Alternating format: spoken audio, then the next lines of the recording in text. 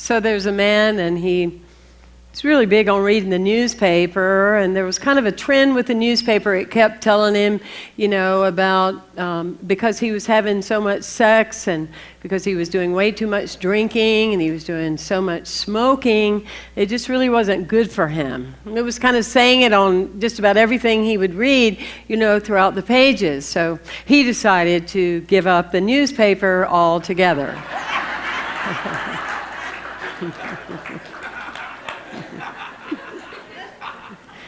In everyday life, we would call those habits.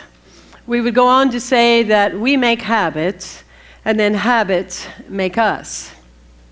And so in that connection, we look at the word habit, and immediately shall we say that some habits are for our betterment, and some of them are the ones that, it's that part of our soul, it's that voice that all of you, I'm sure, have even heard this morning.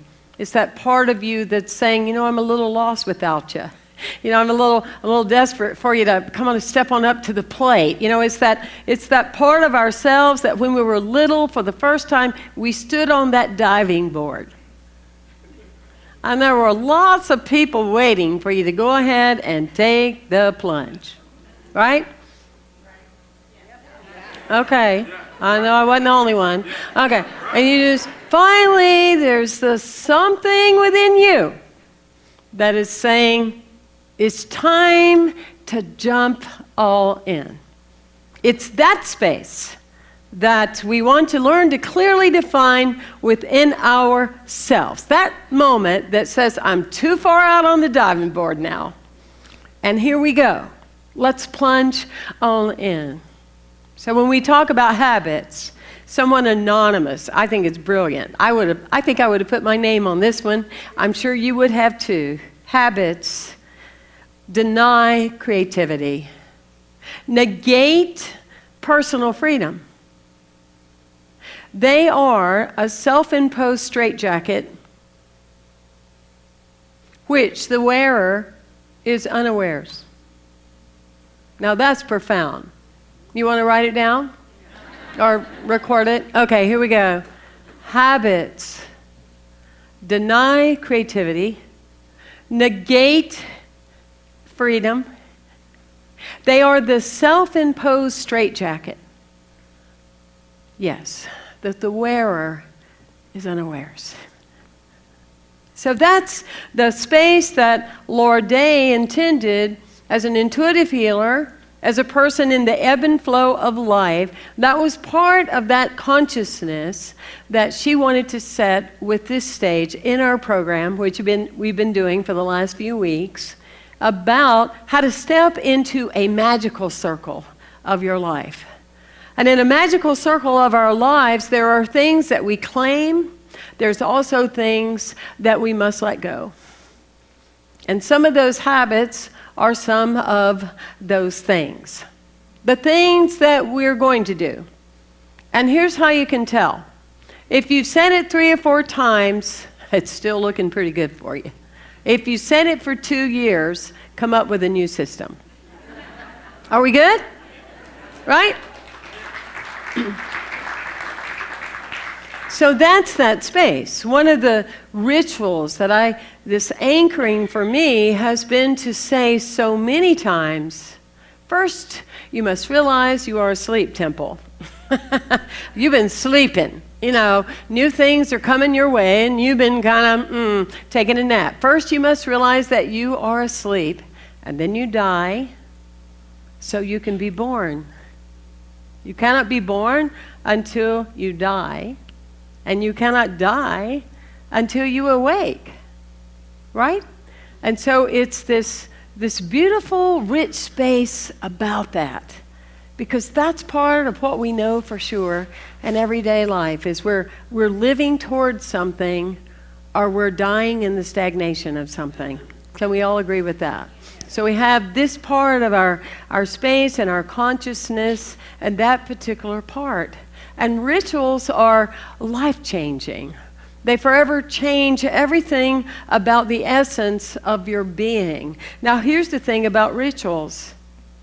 When you start making rituals have-tos, when you impose your rituals as rules. When your rituals become rigid, I tend to agree, like my teacher who taught me, it's no longer a sacred ritual. Right? It's become this thing that's rote. It's this thing that we do, that we're just doing. We're just going through the motion. We're just doing it. But if each time you do it, it changes an energy about you, it's the best ritual that you can have. And so in that energy field, a ritual that came to me when I was 10 years old, and I would step up there to that softball plate to hit the ball, was that I realized that that was a big field at 10 years old. I mean, that was a lot of area to cover. But what appeared in my own intuition is that if I walked the parameter of the field several times before I would go up to hit the ball, the field became smaller. And it became so small, I've told this story a couple of times, it became so small that when the pitcher would start to throw me the ball, I would just motion everybody get ready, because this ball is going out of the park, because I've tuned into something that is innate and intuitive, you see. And I've walked the field every place I've ever gone. To ever stand and speak on Sunday mornings, I walk this field. I walk this field so that I can feel energetically anyone all the way at the back, or anybody over here, or anybody over there, because that energy becomes a container then that we are in agreement today, that we're here to have this spiritual experience as one. Yes? And so what are your rituals? You know, I know growing up, there was a habit that people just went to church. It's Sunday. It's Sunday. We got to go to church. Grandpa went to church. His grandpa went to church. It's a habit. Let's go to church. That's very different than I'm going somewhere to connect. I'm going somewhere because I choose to. It's my ritual. It's part of my week. It's part of my life essence, isn't it? I was thinking about with the beautiful playing of Charity Ann. Isn't she gifted? Just really something. I was thinking about beloved Itzhak Perlman, one of the most noticed violinists of all times. And I don't know that all of you are aware of this, but having been stricken with polio when he was young, it was such an effort for him, and is an effort for him to even get up on a stage. He wears braces, and he has to lock them to walk and unlock to sit. He has the crutches that get him there. So it's an effort. It's really a something for him to do. And so he goes up to perform, and he begins to play. And out of the 4 strings on his violin, one pops. Everybody can hear it pop. So here he is with 3 strings. In that moment, you know, he's thinking the effort it's going to take for him to move and then go and then get another violin, and what he's going to have to do to get back. He went to his ritual. He went to his ritual. He closed his eyes. He drew from this energetic field. Perhaps he prayed. But he had this groundedness within himself, and all of a sudden he looked over to the composer and the orchestra and said, "Let's begin again." He played the entire concert with 3 strings on a violin. Anybody that knows about that, you can ask Charity Ann, that's kind of impossible. He was rewriting the music as he was performing. I think we owe Itzhak a great big hand. Mm-hmm. But that's what rituals in your life do for you, you see. That's what they create. Now, there's been 2 or 3 things in my life that there's a big list, but specifically to book writing, I would say there's a couple of really life-engaging, like powerful things, and one of those would be the Four Agreements by Don Miguel Ruiz. I think many of us would agree that was powerful in our lives. For me, it was also Stephen Covey with the 7 Habits of Highly Effective People. And I think in that particular time, he had a lot of wisdom not to call it ritual. He called it habit. Because he's like, let me meet people at the level where they're at. Because often people think a ritual is something that you do at a church or at some kind of pre-established building rather than things that you do every day. Whether it's everybody at my home turns your cell phone off because we dine together at night. That's a ritual. And so in that, Stephen Covey gave us some great wisdom about the habits of our lives, likened to the kind of energy that Laura Day is giving us about what needs to be in place for this miraculous wish dream building consciousness to occur with us. Stephen Covey said very clearly that always in your life you want to be proactive. You're not living in the waiting room. You're being proactive. You're being proactive. You are having your initiation any given time, anytime. Denise says this all the time. This is a brand new day. I love that she says that. This is a brand new day. Let's say it together. It's a brand new day. It's become a ritual. It's an anchor. It's a brand new day. Yesterday ended last night. We say this often. What are we going to bring in today? Do you live 100 years or do you live 1 year 100 times? In that movie, Sister Act 2, Whoopi Goldberg would say, if you're going to go somewhere, and you're going to be somebody, you got to stop and pay attention. Yes? If you're going to go somewhere and you're going to be somebody, you got to stop and pay attention. And this is that part of being awake, being proactive. And always then having that vision. But often people get confused about a vision because they want to say what the vision is, and they think they're supposed to know how the vision is going to manifest. Well, that's exhausting. We say what? And we allow God to say, shall we? We say what? We allow God to say how. We just want to focus on that commitment in our intentions to the vision itself. We don't know when it's going to work out. We don't know the timing that it's going to work out. We just know that that's where we're going. And there's too many people that have proven time and time again that is the case. And either the Spirit of the Lord's coming through me this morning, you're all hot, or the air needs to be turned down a little bit. Somebody help us out. Okay? When you start yawning and fanning, we need to do something. Can you check the back? Help me out here. Are you feeling hot? Are you feeling the life hot? Are we on fire? We are on fire. There we go. Okay.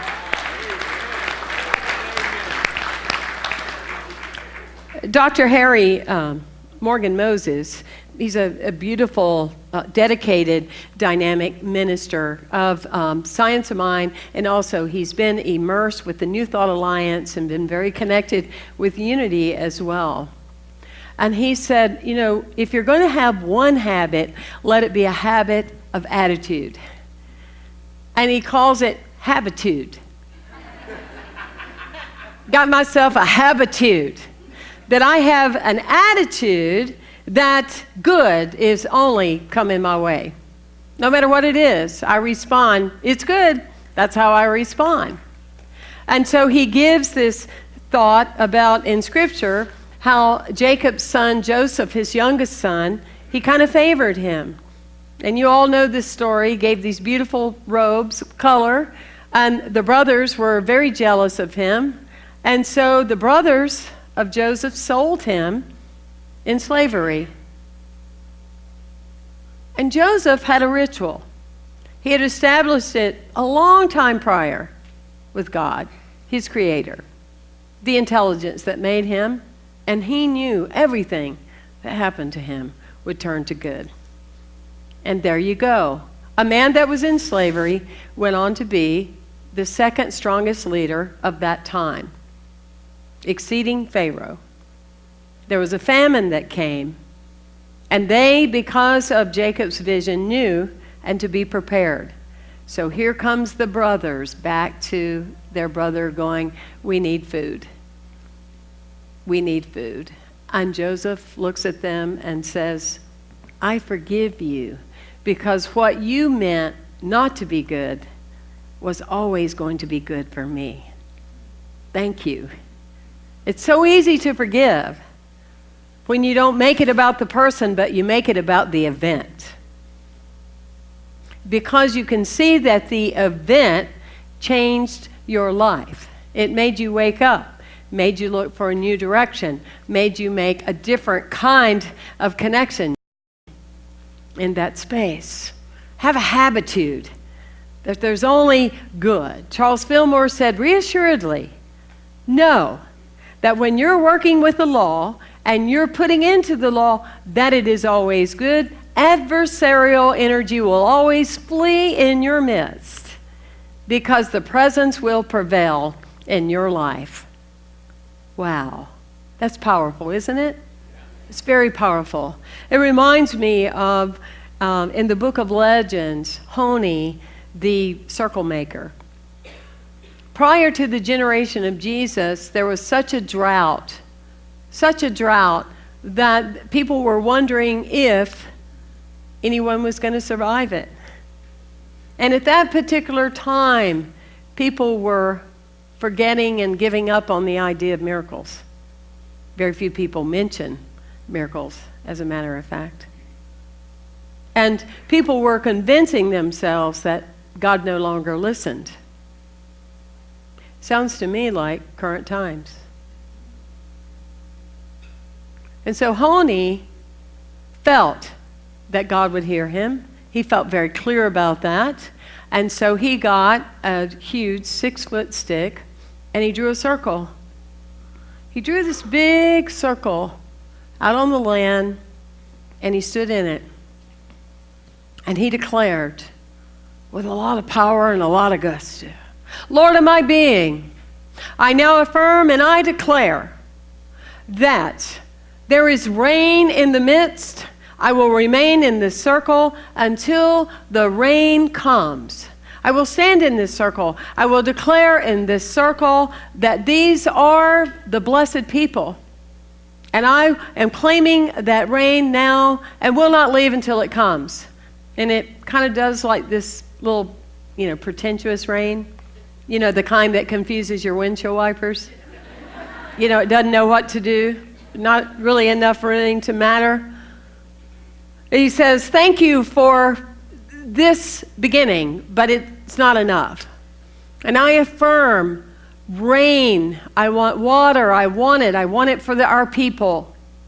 And all of a sudden, it begins to flood. And water is everywhere. And Honi says again, whoa, thank you so much. Great God, thank you. Just enough.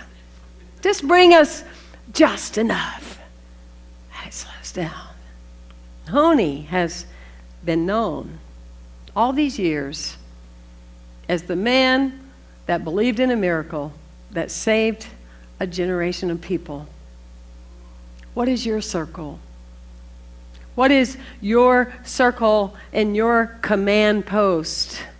What is your ritual of whatever you're spending time talking about that you feel needs something? It needs some energy. It needs to be corrected. It needs to be insightful. Somebody needs to do something different. Something needs to occur. What is your energy about that you literally go home, you draw a circle, you don't even have to tell anybody you're doing it, that's the good thing, unless you want to, and you just stand in this and you claim, I affirm now.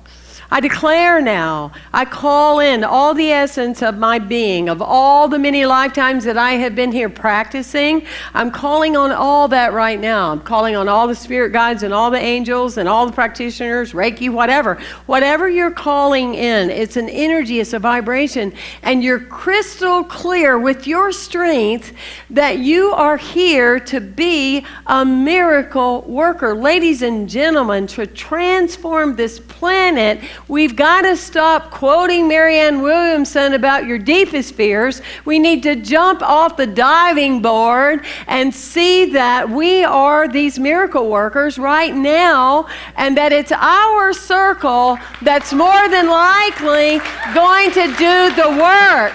It's going to happen because you stand in a circle of your life, and you can change your DNA. You can change the world, not because you quote everybody, but because you are stating to the law of your being, bring it on and change it now. And I won't stop praying, and I won't start shouting until I know that the presence and the power is happening in my life. I will stand in my circle until every child can eat, until every color can be known, every dream can be realized, the epidemic called cancer can be gone.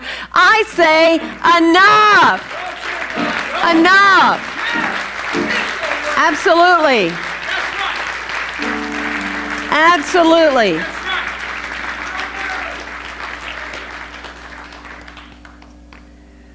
There's a study with fleas. I don't like to talk about studies if I know that they do harm to something, but in this case they didn't, so I feel good about it. They did a study with fleas. I don't know if you know, but fleas can jump like 13 inches, or 900 times their size. You can tell what I do in my spare time, so that's another talk for a different time. But anyway, these fleas, they jump, and so they put them in jars, and they were jumping out of the jar. No problem, the jar couldn't contain them. Then they put a lid on the jar, and what they noticed is that a few times the flea would jump, bump its little head, little tiny head, bump it on the lid, and it would come back down. And it did this. It'd bump its head and come back down. And all of a sudden, they started seeing it made that adjustment. It would no longer go to the top. It would just stop just shy of that lid. They took the lid off, and the flea would no longer jump high enough to get out. Now here's the thing. So would their offspring. Their offspring would only jump so far. Sounds like humanity to me. It's time to jump. Jump high. Jump far. Thank you for being here. Thank you. Thank you so much. Thank you. Thank you.